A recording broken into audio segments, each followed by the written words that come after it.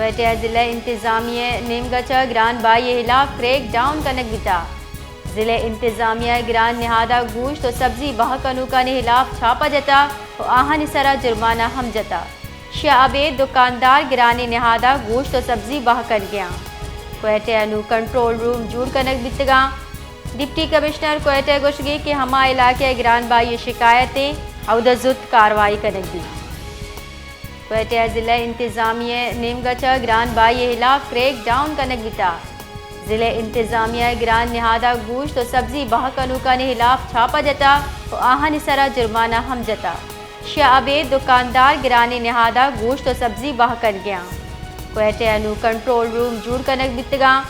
Deputy commissioner Quetta गुशगी के हमा इलाके गिरान बाई शिकायतें अवदजुत कार्रवाई कनक दी।